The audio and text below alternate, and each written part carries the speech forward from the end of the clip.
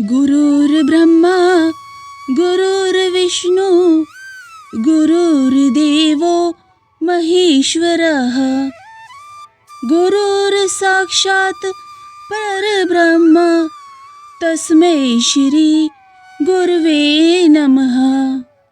अर्थात गुरु ही ब्रह्मा है, गुरु ही विष्णु है और गुरु ही भगवान शंकर हैं। गुरु ही साक्षात पर ब्रह्म हैं। ऐसे श्री गुरु को मेरा प्रणाम। गुरु ब्रह्मा के समान हैं, क्योंकि वे शिष्यों का चरित्र निर्माण करके उन्हें सच्चरित्र बनाते हैं। आज फिर हम आपके लिए एक छोटी सी प्यारी सी कहानी लेकर आए हैं, जिसका नाम है गुरु का महत्व। आई होप आपको हमारी ये प्यारी सी कहानी बहुत पसंद आएगी। तो चलिए शुरू करते हैं वीडियो को। दास जी ने सत्य ही कहा है, गुरु बिन ज्ञान न उपजे, गुरु बिन मिले न मूष, गुरु बिन लखे न सत्य को, गुरु बिन मिटे न दोष।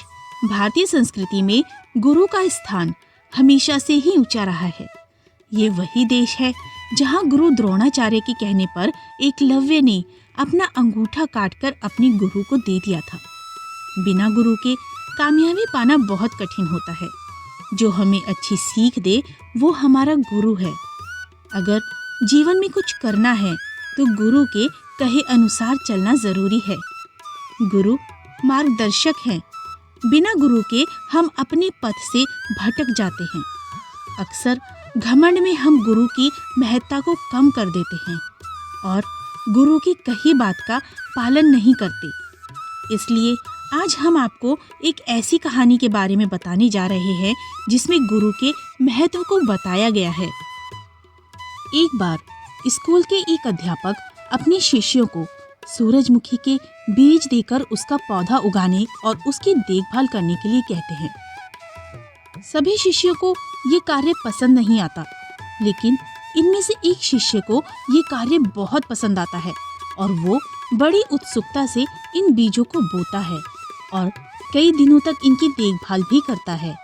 इसके बावजूद अध्यापक उसे संयम रखने के लिए कहते हैं, लेकिन जैसे ही सूरजमुखी का पहला बीज निकलता है, लड़का उस पौधे को तोड़ देता है ताकि उसे खा सके।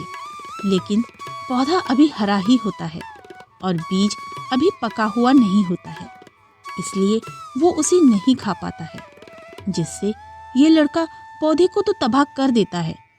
इस प्रकार जिस सूरजमुखी के पौधे के लिए वो इतनी मेहनत करता है और उसकी कई समय तक देखभाल करता है, अपने गुरु का कहना ना मानने पर उसमें असफल रहता है। जब पौधा उगना शुरू हो जाता है, तब लड़का अपना संयम खो देता है और अपने अध्यापक के पास जाकर कहता है कि क्या मैं इस पौधे को उखाड़ सकता हूँ। अध्यापक अपने शिष्य से कहते हैं कि उसे अपने पौधे को लगा रहना देना चाहिए और उसकी देखभाल करते रहनी चाहिए।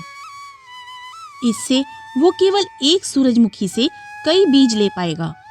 इससे लड़का निराश हो जाता है, लेकिन सूरजमुखी की देखभाल करता रहता है। फिर भी वो इसे उखाड़ने के लिए बेताब हो जाता है और अपने अध्यापक से इसे उखाड़ने की अनुमति मांगता रहता है। बाकी सब शिष्य अपने अध्यापक की कही बात के अनुसार सूरजमुखी का पौधा उगाते हैं।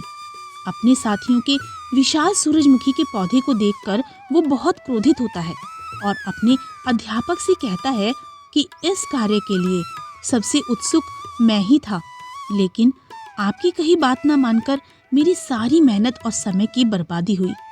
अतः अब से मैं अपने हर कार्य में हमेशा संयम रखूंगा और आपकी कही बात का पालन करूंगा।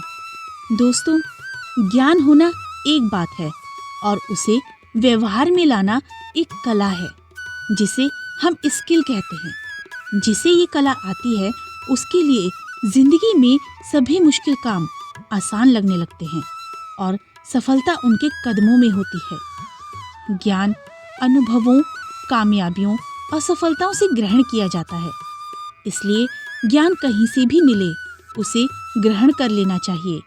जो आपको अच्छा ज्ञान दे, उस गुरु का स्थान ऊंचा है। उसकी महत्ता उसके ज्ञान से पहचानी जानी चाहिए, ना कि उसकी व्यक्तिगत कामयाबियों से तुलना करनी चाहिए। ज्ञान को ग्रहण कर उसका इस्तेमाल करना आना चाहिए, तभी आप सफलताएं प्राप्त कर पाएंगे। दोस्तों, अगर आपको हमारी आज की ये कहानी पसंद आई हो तो प्लीज़ इसको लाइक, शेयर और कमेंट करना ना भूलिए। और साथ ही अगर आप हमारे चैनल पर नए हैं तो इसे सब्सक्राइब भी ज़रूर कीजिए और साथ ही बेल आइकन को भी प्रेस कीजिए ताकि आपको हमारी आने वाली हर नई वीडियो का नोटिफिकेशन टाइम से मिलता रहे। धन्यवाद दोस्तों।